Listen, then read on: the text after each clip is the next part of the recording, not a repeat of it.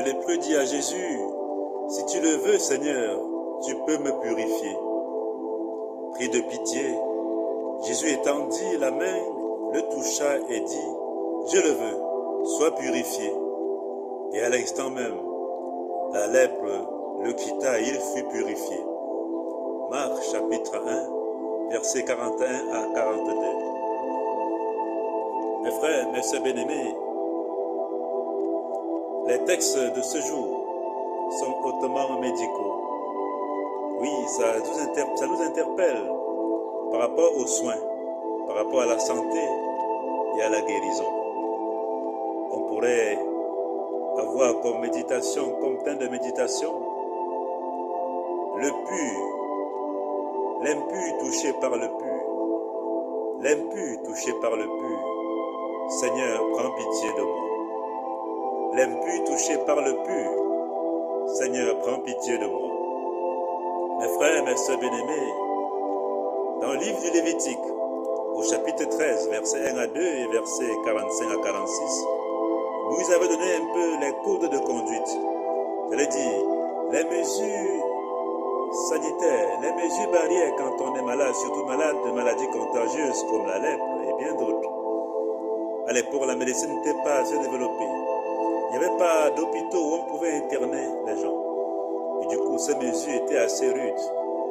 Les malades, surtout comme les lépreux, devaient se mettre à l'écart, s'habiller en haillons, avoir des chevelures ou les cheveux comme pour un fou ou une folle, et crier impur, impur. En tout cas, ils devaient être mis à l'écart, comme on l'a bien suivi dans Lévitique. Quand un homme aura sur la peau une tumeur, une inflammation ou une pustule, qui soit une tache de lèpre, on l'amènera au prêtre Aaron ou à l'un des prêtres de ses fils. Le lépreux atteint d'une tache portera des vêtements déchirés et les cheveux en désordre.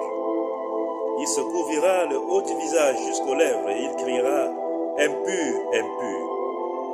En plus, on dit son habitation, sa maison sera hors du camp. Mes frères, mes sœurs bien-aimés, c'est ça un peu à l'époque. La médecine n'étant pas assez avancée. On peut comprendre ici la douleur de l'être malade, la douleur de la personne qui est malade. Cette douleur pouvait être à 4 niveaux. D'abord, la douleur physique. La maladie fait mal. Ça fait comme sentir mal à notre chair. Et à côté de la douleur physique, la douleur sociale, l'exclusion sociale. On dit bien que son habitation devra être hors du camp, donc hors de la communauté. Il devrait être mis en isolement. Deuxième douleur. Il n'y a même personne pour prendre soin de lui. Personne pour veiller sur lui. Parce que la maladie qu'il a rend impur, ça contamine. Maintenant, l'autre douleur que le malade allait faire face, l'autre douleur à laquelle le malade allait faire face est la douleur, voyez-vous, la douleur d'être seul, d'être abandonné. Il y a la douleur physique dans sa chair, et la douleur sociale, et je dis, il est abandonné, mis à l'écart. On ne prend pas soin de lui, par peur d'être impur au niveau religieux, peut-être aussi par peur d'être contaminé. L'autre douleur est qu'il devrait avoir la posture d'un fou. Il devrait s'habiller en haillons, garder ses chevelures ou ses cheveux comme pour ceux d'un fou.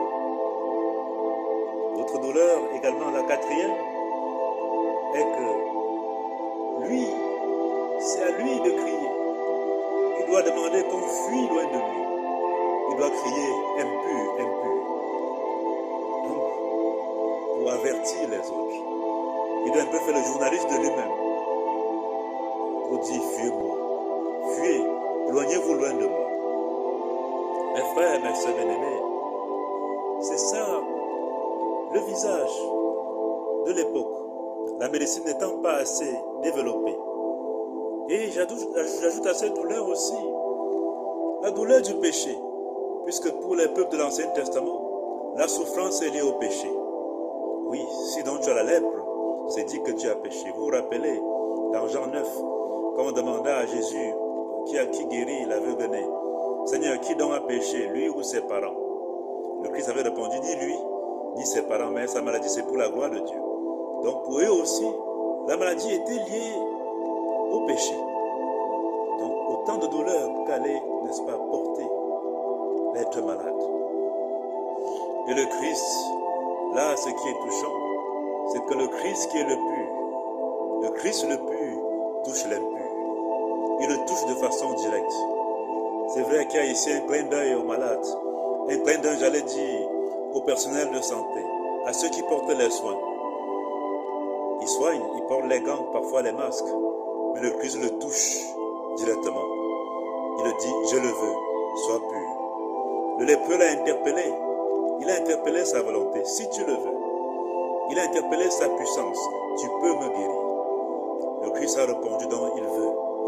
Je ne veux pas la mort du pécheur, mais qu'il soit sauvé, qu'il se convertisse. Il ne veut pas la mort du malade, mais qu'il retrouve la santé, qu'il retrouve la santé. Oui, Dieu, le Christ le touche. Il le veut et il le peut, car il est le Tout-Puissant. Il l'a touché, le toucher de la grâce. Et la grâce a transformé le lépreux, l'impur. Il est donc redevenu pur. Il a donc été guéri. Mes frères, mes sœurs bien-aimés, cet acte de Jésus montre son identité. N'oublions pas qu'il s'appelle Emmanuel. En Matthieu, on avait dit qu'il s'appellera Emmanuel, Dieu avec nous. Dieu est avec nous. Il est avec tout le monde, il n'exclut personne. Il est avec tout. Qu'on soit en bonne santé ou qu'on soit malade ou en bonne santé, il est avec tout le monde, il est avec tous. Toutes, il n'exclut personne. Identité du Christ, Seigneur et Sauveur. Il est venu pour tous. Il dit en Matthieu 9, il est venu pour les malades et les pécheurs, beaucoup plus que les bien portants et les justes. Donc, il y a ici l'identité du Christ, Seigneur et Sauveur, et on pourrait ajouter le Christ, le médecin. Le Christ brave toutes les barrières, toutes les mesures décrites par le Lévitique. Il brave et il s'en va au secours de celui qui est exclu. Le guérissant, le Christ le ramène en fait à la communauté. Donc sa guérison fait qu'il quitte de l'isolement pour maintenant revenir habiter dans le camp.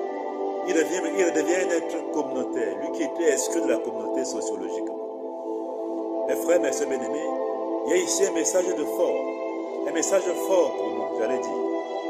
Fort pour nous. Le Christ Seigneur, le Christ Sauveur. La grâce divine n'est pas confinée. La grâce divine s'en fout des mesures barrières. Oui, rien ne peut nous séparer de l'amour de Dieu, rien. Même pas la maladie, même pas la souffrance, même pas la lèpre, même pas le cancer, rien. Il suffit qu'on lui demande à lui, le Seigneur, le médecin des médecins. Oui, Seigneur, si tu le veux, tu peux nous guérir. Si tu le veux, tu peux. Il le veut et il peut. Sa volonté, c'est que nous tous, nous soyons sauvés. Son pouvoir est un pouvoir messianique, un pouvoir pour sauver le peuple de Dieu. À lui confier. Il prie de compassion. Tout commence par la compassion, le cœur. Frappe-toi le cœur, disent les poètes. C'est le cœur, c'est de là que se déclenche tout. La compassion le met en mouvement. La compassion interpelle, j'allais dire, montre son amour pour l'humanité.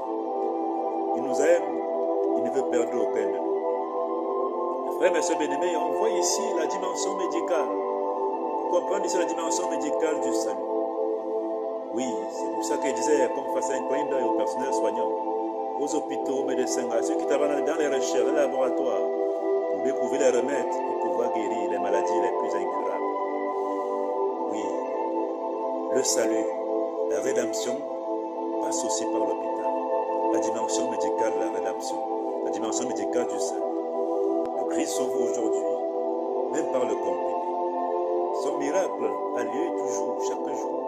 Ça peut s'opérer aussi par le comprimé, par une injection, par une perfusion.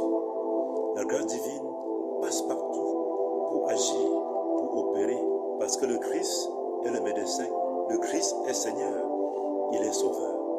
Il n'a pas besoin de barrières pour agir, pour opérer. Mes frères, mes sœurs bien-aimés, un clin d'œil pour tous ceux-là qui se dévouent auprès des malades, pour tous ceux-là qui prennent leur temps à veiller sur les malades, les souffrants.